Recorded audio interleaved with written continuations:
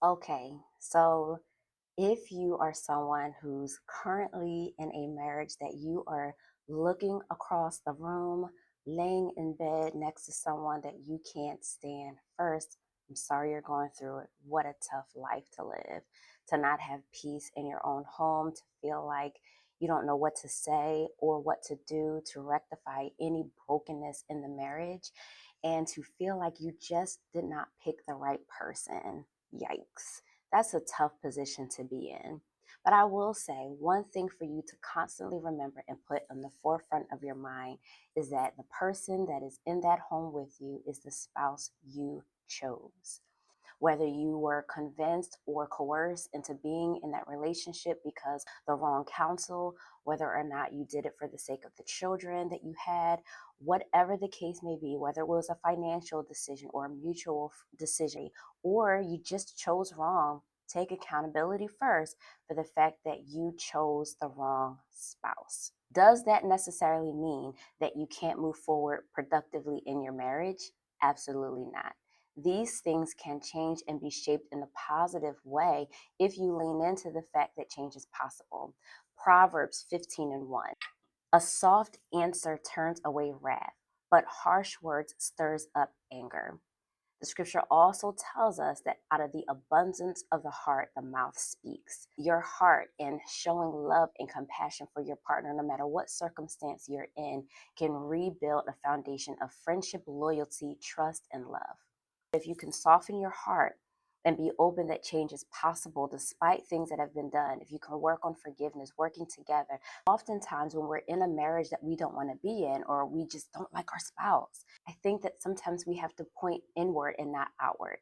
Let's not talk about the speck in someone else's eye if we can't address the beam in our own eye. Self accountability, being able to effectively think about how you got in a situation in the first place. Why are you in this marriage? Who convinced you that this was a good idea? Did you seek counsel before you did it, and appropriate and effective counsel, not just someone who would lean in your direction and tell you both what you wanted to hear?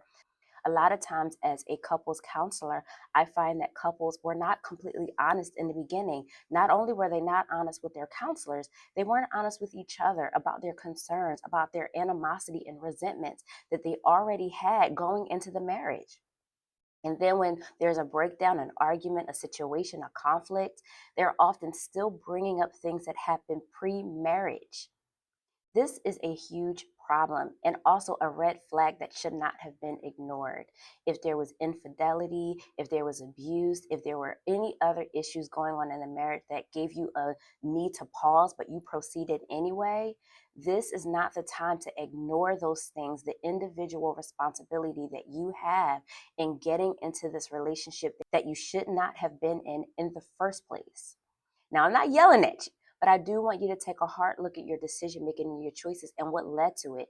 What patterns in your own family or upbringing, what things have you seen that generationally passed down to you that said that this was the marriage to be in? Were you just afraid of being alone? Were you concerned about your age?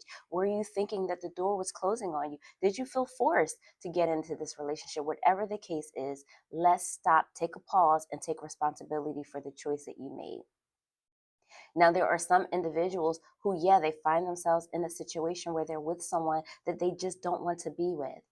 But the willingness, the openness, the friendship that can be built. My husband and I were talking today about compatibility, and compatibility is not something that's always there. Sometimes it's built by having conversations, by building a friendship, by starting over. And those things can help reshape a relationship, rebuild the foundation, and help you both find ways to productively move forward. Now, I am not encouraging couples who are experiencing domestic violence or abuse or re traumatizing or injuring each other to stay in an abusive or toxic marriage.